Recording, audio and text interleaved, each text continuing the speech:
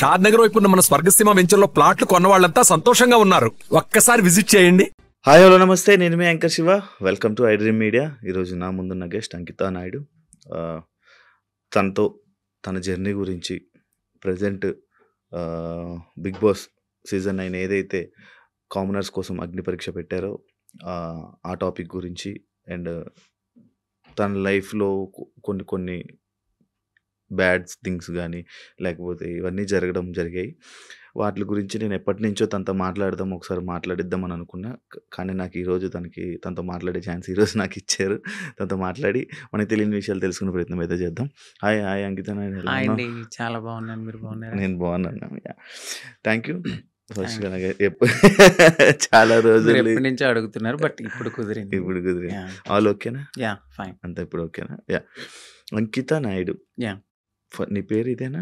అంటే ఆఫ్టర్ నేను కన్వర్ట్ అయిన తర్వాత అంకిత నాయుడు అని అయితే నేను పెట్టుకున్నాను. బిఫోర్ అయితే నాయుడు. అచ్చా, అక్కడ నాయుడు తీసుకుని వచ్చి ఇక్కడ అంకిత నాయుడు తీసుకున్నారు. ఇక చాలా మంది క్యాస్ట్ ఏమో నాయుడు అంటే మేము క్యాస్ట్ అదే, నా పేర్లో కూడా ఉంది నాయుడు అని. అదే అచ్చండి, మీరే నాయుడు. Okay okay. ఎప్పుడు నీకు ఇలా అనిపించింది, ఇలా ఎందుకు మారాలని అనిపించింది? నీ జర్నీ ఏంటి అసలు?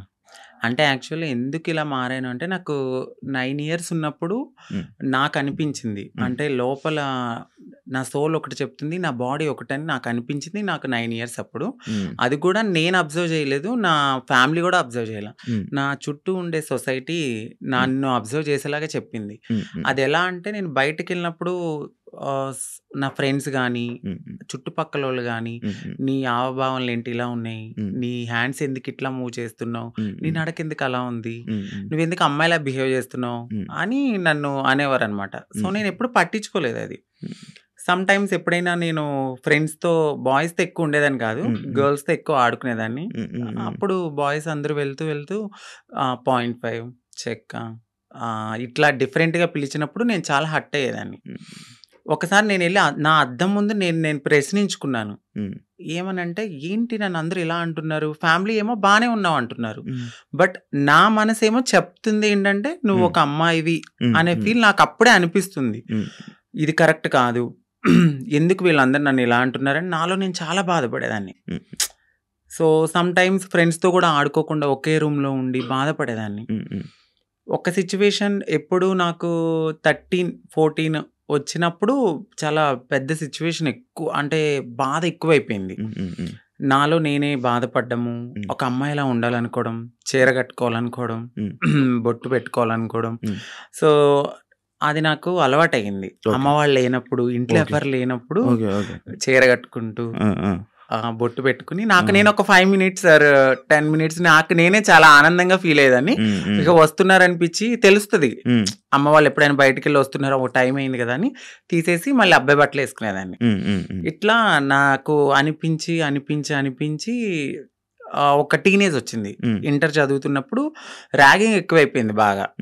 అక్కడ కూడా సేమ్ డైలాగులు, సేమ్ ఒక ఆడింగ్ కూడా, చెక్క 0.5 నీ నడకేంటి ఇలా ఉంది, నువ్వేంటి ఇలా ఉన్నావు, అమ్మాయిలతో ఎక్కువ ఆడుకుంటున్నావు అంటే నువ్వు అదేరా, అట్లా ఇట్లా నన్ను చాలా అంటే చాలా, ఇక ఏడవడానికి కూడా నాకు కన్నీళ్ళు సరిపోయి కాదు.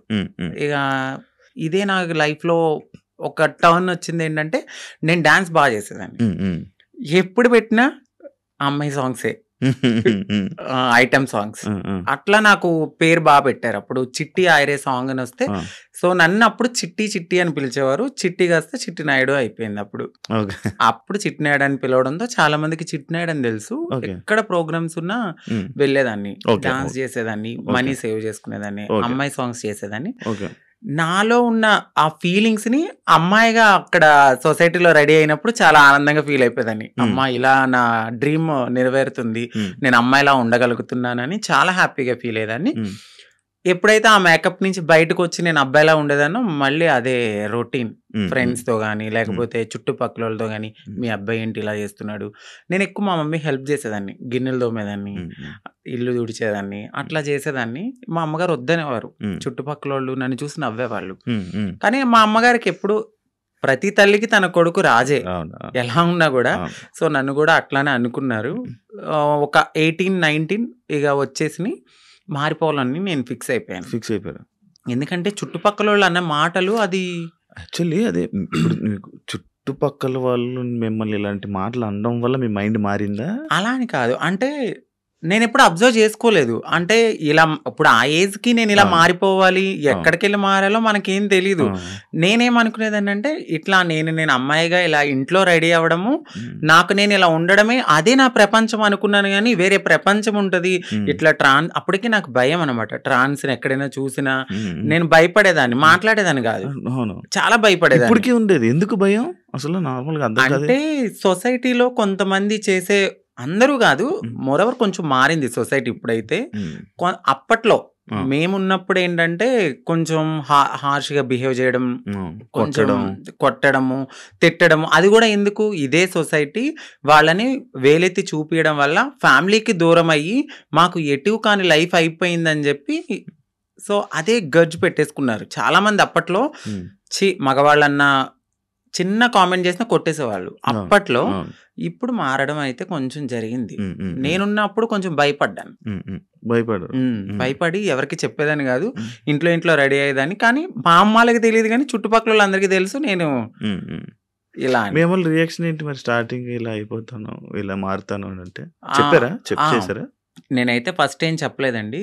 సో నేను ఇంటర్ అయిపోయింది. డిగ్రీ వరకు బానే ఉన్నా. అంటే అక్క వాళ్ళు ఉన్నారు, 2 అక్కలు. సో మాది కొంచెం గ్రామం లాంటిది. ఏమన్నా చెప్తే ఏమైతుంది, మా అక్క వాళ్ళకి మ్యారేజ్ కాదేమో అని నాలో నేను కొంచెం బాధపడుతూ ఇట్లా ఆనందంగా షోస్ కానీ దేనికని వెళ్ళి నా హ్యాపీనెస్ పంచుకునేదాన్ని.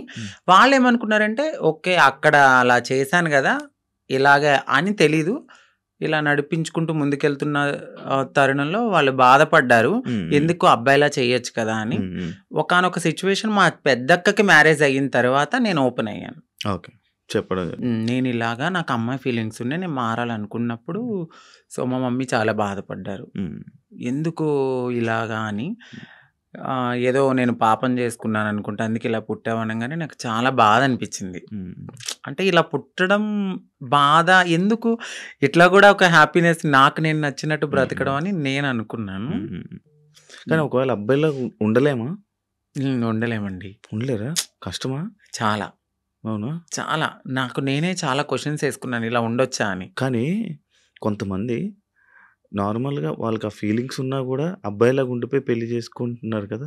కొంతమంది ఇప్పుడు ఇండస్ట్రీలో కానీ బయట కానీ కొంచెం పలుకుబడి ఉన్న వాళ్ళు పేరెంట్స్ నేను చచ్చిపోతా సూసైడ్ చేసుకుంటా అన్న వాళ్ళు మేబీ అట్లా ఉన్నారేమో, నాకైతే తెలీదు.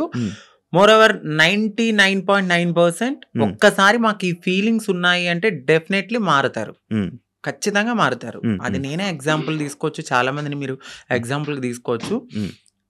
ఒక సిచ్యువేషన్ లో ఇంకా హద్దులు మీరిపోతాయి మాకు. ఇక ఈ సొసైటీ ఏమొద్దు, ఫ్యామిలీ వద్దు, ఏమొద్దు, నన్ను నేను మార్చుకోవాలి అనుకున్నప్పుడు ఇళ్లలోంచి బయటకు కూడా వచ్చేసిన సిచ్యువేషన్స్ ఉంటాయి. ఖచ్చితంగా ఉండలేమండి.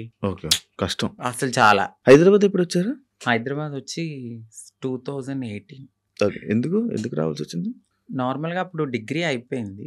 డిగ్రీ అయిపోయిన తర్వాత నేను అనుకున్నది ఏంటంటే కొంచెం గ్యాప్ వచ్చింది, ఎగ్జామ్స్ అన్నీ అయిపోయినాయి.